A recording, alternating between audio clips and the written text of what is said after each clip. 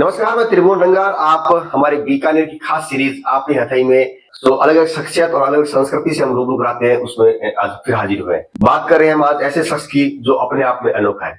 राजस्थान धोरों की धरती, जहां रेतीली हवाएं, 50 डिग्री का तापमान और वहां पे जो जन्मा जाए पैदा हुआ आदमी, अगर मैं आपको कहूं कि माउंट एवरेस्ट की चढ़ाई करके आया है या माउंट एवरेस्ट और पैरासीलिंग करता है, उसको कहीं ना कहीं बड़ी बात होगी, क्योंकि यहाँ की भौगोलिक स्थिति और वहां की भौगोलिक स्थिति में रात दिन का अंतर है। और वो भी तब जब उन्होंने अपनी जो किशोर अवस्था है उसमें कोई ट्रेनिंग नहीं ली हो। हम बात कर रहे हैं बीकानेर की शख्सियत और पर्वतारोही सुषमा बिसा से। हम उनसे बात करेंगे, रूबरू होंगे किस तरह से। सुषमा, सबसे पहले तो आपका स्वागत है। नमस्कार। नमस्कार। राजस्थान की धरती में पैदा होना और पर्वतारोही होना, कितना डिफरेंस है? बहुत ज्यादा है, क्योंकि यहाँ तो बहुत एक्सट्रीम गर्मी होती है और वहाँ एक्सट्रीम ठंड होती है, तो दिन रात का फर्क है। और वैसे भी मैं तो इस लाइन में थी नहीं, मैं म्यूजिक में डॉक्टरेट हूँ और मैं लेक्चरर थी मोदी रिसर्च इंस्टीट्यूट में। आफ्टर मैरिज कैसे फिर इस लाइन में कैसे चले गए? आफ्टर मैरिज मगन बिस्सा जी, जो कि एवरेस्ट पर्वतारोही, अंतर्राष्ट्रीय पर्वतारोही हैं, तो उनसे शादी होने के बाद with in 7 days Tata steel का एक प्रोग्राम था जिसमें वो पिकनिक पे गए। तो इनकी पिकनिक भी पहाड़ों पर ही होती है, तो स्टाफ के लोगों के साथ मैं भी गई।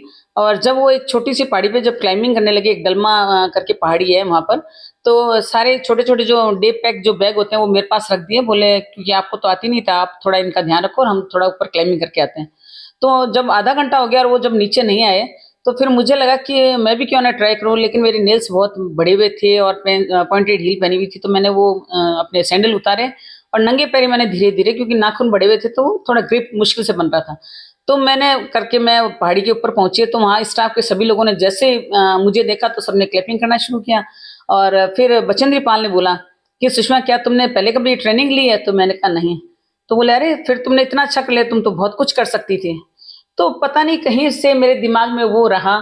और फिर जब मगन जी ने जब टाटा स्टील छोड़ा और उनका मन था कि राजस्थान के लिए, बीकानेर के लिए मैं ज़्यादा से ज़्यादा कुछ करूं, तो जब हम बीकानेर में सेटल हुए तो मैंने यहाँ एक कॉन्वेंट स्कूल में मुझे ऑफर मिला, मैंने वहाँ पे जॉब शुरू किया। लेकिन थोड़ा ये कहें कि मेरे बाकी जो इन लॉज थे उनको मेरा म्यूजिक या थोड़ा थोड़ा कम पसंद था। कह सकते हैं राजस्थान का जो परिवेश है, यहाँ की जो संस्कृति है, यहाँ का जो पारिवारिक माहौल है, वो इसको अलाउ नहीं कर रहा था, ऐसा कह सकते हैं हम। क्योंकि कुछ बंदिशें होती हैं सांस्कृतिक, हर परिवार की, हर समाज की, उसका भी आपने सामना किया। क्योंकि ये सिर्फ आप में नहीं, आप पहली महिला नहीं है, बहुत सी महिलाएं जिन्होंने इसी का सामना करके और उसको पीछे छोड़ के आगे बढ़े हैं। और बड़ी बात आपने बताई कि लोग हनीमून में जाते हैं, आप ट्रैकिंग में गए 7 दिन बाद। जी जी। तो मुझे लगा कि हार मानकर नहीं बढ़ना है, क्योंकि मैंने म्यूजिक में जब किया था तब भी मुझे बहुत परेशानी आई थी, क्योंकि उसमें भी बीकानेर में म्यूजिक सब्जेक्ट में एमए या पीएचडी का कोई सोच भी नहीं सकता था। तो चैलेंज तो मुझे हमेशा ही से स्वीकार रहे हैं। और जब मैंने मगन जी के सामने मेरी इच्छा रखी कि मैं इस लाइन में कुछ करना चाहती हूँ, तो उन्होंने मेरी कुछ मुझे कुछ प्रॉब्लम्स थी उस समय मेरे बड़े बेटे के बाद में। तो उन्होंने बोला कि तेरे लिए बहुत मुश्किल होगा। लेकिन मैंने वो गायनिक प्रॉब्लम को दरकिनार किया और मैंने फिर बहुत टफ कोर्स होते हैं इनके, जो इंडिया का बेस्ट इंस्टीट्यूट है एनआईएम करके, तो जहाँ तेंजिंग नोरगे वगैरह भी वहाँ पे एज इंस्ट्रक्टर हैं। तो मैंने वहाँ से फिर मैंने कोर्स किया और जब उसमें मेरे को ए ग्रेड मिला तो फिर मैंने एडवांस कोर्स किया। और उसके बाद में फिर मेरे अंदर वो लालसा बढ़ती चली गई कि इस लाइन में मैं कुछ करूं, तो अगर मैं करूंगी तो जैसे मुझे परेशानी आई थी वो आने वाली पीढ़ी की लड़कियों को ना आए। तो फिर मैंने कहा कि फिर मैंने हैदराबाद एयरफोर्स एकेडमी से मैंने और मगन जी ने एक साथ पैरासेलिंग का कोर्स किया, जिसमें अब तक मैं भारत में 1.5 लाख से ऊपर लॉन्च करवा चुकी हूँ। अब तक की सबसे ऊंची हाइट कहाँ तक आपने क्रॉस कर ली है? कौन कौन सी चोटियां आपने हैं जो फतेह कर ली है? इसको फतेह तो हम नहीं कहते, पहाड़ों पे हम कभी भी ये नहीं कहते कि हमने फतेह किया, क्योंकि पहाड़ हमेशा हमें झुकने की ही वो सीख देते हैं। और कोई भी पहाड़ छोटा भी नहीं होता, क्योंकि कई बार बहुत छोटी सी जो चोटी होती है उसमें भी बहुत बड़ी बड़ी ट्रेजेडी हुई भी है। तो मैंने सबसे पहला मेरा जो था कोर्स में बेबी शिवलिंग हमें हाइट गेन के लिए लेके गए। फिर मैंने जब एडवांस कोर्स किया तो हमें द्रौपदी का डांडा, जिसमें अभी 2-3 साल पहले जिसमें 46 लोग एक्सपायर हो गए थे, वो मेरे भी कोर्स के टाइम में द्रौपदी का डांडा ही था। और उसी इंस्टीट्यूट से जिससे अभी ये जो लोगों का हादसा हुआ था, पर ये तो अब नेचर के सामने कोई कुछ कर नहीं सकता, मैंने वहीं से किया था। और उसके बाद में फिर मैंने 2009 में 2000 आई थिंक 7 या 8 था, तब मैंने रुद्रगेरा पीक क्लाइम किया, जो मगन जी के साथ मैंने सबसे छोटी पीक वही की। और यह सबसे बड़ी पीक की। बाकी मैंने बचेंद्र पाल जी के साथ मुझे बहुत अच्छे अच्छे मौके मिले और मैंने अपने आप को प्रूव किया। और बचेंद्र पाल हमेशा जो फिट होते हैं उनको बहुत आगे बढ़ाने का वो करती भी हैं, प्रमोट करती हैं। तो मुझे उनके साथ बहुत सारे एक्सपीडिशन करने का मौका मिला, जिसमें मैं कह सकती हूँ किलिमंजारो जो 2008 में अफ्रीका की सबसे ऊंची चोटी है वो मैंने क्लाइम की। और हमने काराकोरम पास जो सिल्क रूट बहुत टफ माना जाता है वो, तो हमारा पहले व्यापार वहीं से होता था और उसमें हमने 40 डेज तक काफी हाइट तक क्लाइंबिंग की और आर्मी के साथ की, क्योंकि वहाँ सिविलियंस को अलाउ नहीं होता है। तो वो 7 कंट्रीज के बॉर्डर पे हम लोगों ने किया था। उसके बाद में हमने डिजर्ट सफारी 40 डेज का किया, जो कच्छ के रन से बागा बॉर्डर तक था, वो बीएसएफ के साथ में मिलके किया था। 2009 में मैं एवरेस्ट गई मगन जी के साथ में, और अगर हम चढ़ जाते तो शायद भारत का पहला कपल हो जाते, पर भगवान को ये मंजूर नहीं था और वहाँ पे मगन जी अविलांच की चपेट में आ गए थे और उनकी इंटेस्टाइन गैंग्रीन हो गई, तो उनको 1 साल हॉस्पिटल में रहना पड़ा। तो उसके बाद में एक बार मेरे लाइफ में एक ब्रेक सा लगा था, क्योंकि उनकी हेल्थ पहले ज़्यादा ज़रूरी थी और उनकी वजह से मैं इस लाइन में आई, तो मुझे लगा कि पहले मुझे उनका ख्याल करना चाहिए। 2018 में हम लोगों ने मिशन गंगे, नमामि गंगे के साथ जोड़ के किया था, जो मोदी जी ने फ्लैग ऑफ किया था, तो वो हम लोगों ने किया था। और उसमें हमने हरिद्वार से लेके पटना तक राफ्टिंग किया था और बीच में जो 10 शहर थे उनमें जो गंगा बह रही थी उनकी सफाई करके हमने 55,000 किलो कचरा निकालकर डिस्पोज ऑफ किया। तो वो एक बहुत बड़ा अभियान था। 2004 में हमने आइलैंड पी किया था, जो अब्दुल कलाम साहब ने हमारा फ्लैग ऑफ किया था। उसमें 10 लेडीज में से 6 लोगों ने क्लाइम किया था, तो वो भी मैंने किया था। और उस समय एवरेस्ट बेस कैंप भी था और कुमोरी बेस कैंप भी किया था। और इस तरह से लगातार उसके बाद में हमने एक बहुत बड़ा अभियान अभी 2022 में किया था, कोरोना के बाद में। तो वो वर्ल्ड का पहला ऐसा अभियान था जिसमें 50 प्लस की महिलाएं थी। जितनी भी महिलाएं थी सब 50 प्लस की थी। तो उसमें हम लोगों ने 5 महीने तक कंटिन्यूस पहाड़ के जो हिमालय है उसको ईस्ट टू वेस्ट हमने उसको नापा था पहाड़ के जरिए।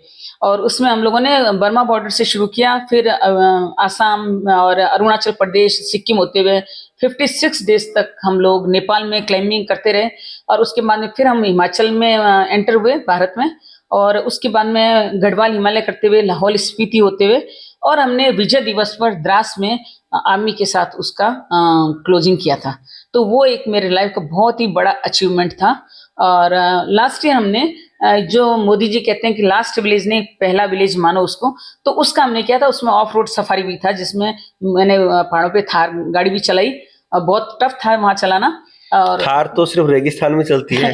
जी, थार हमारा रेगिस्तान जरूर है, लेकिन थार गाड़ी सब जगह है, और इसलिए मेरे में कॉन्फिडेंस था कि मैं थार से हूँ तो थार चला सकती हूँ। तो फिर मैंने वहाँ पे थार चलाई, लेकिन बहुत मुश्किल था वो। और उसमें हम लास्ट जो ग्लेशियर तक गए थे, 6 महिलाएं पहुंची थी बचेंद्री जी के साथ में।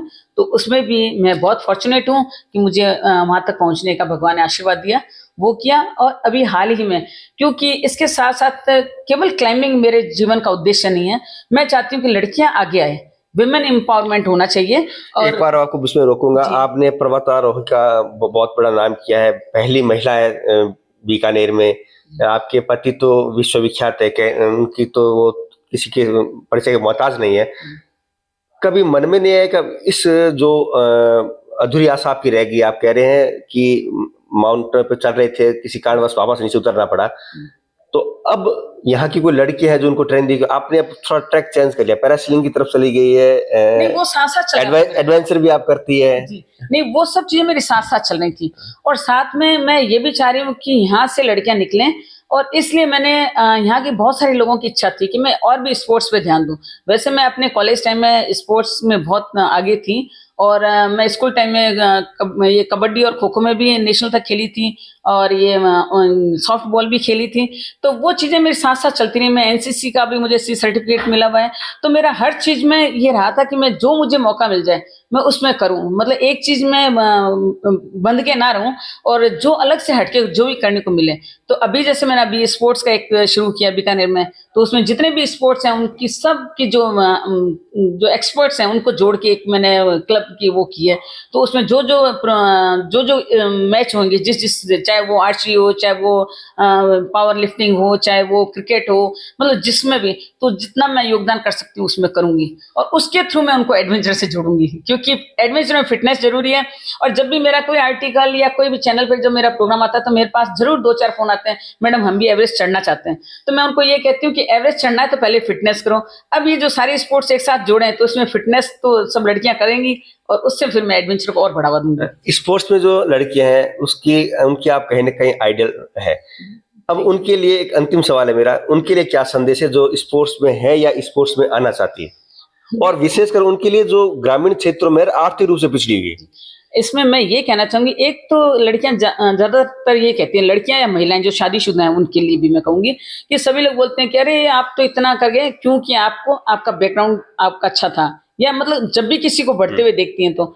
लेकिन मैं कहती हूँ, वो कहती हैं हमें तो मौका नहीं मिला, पर मौका कभी भी किसी को नहीं मिलता और हर जगह मिलते हैं।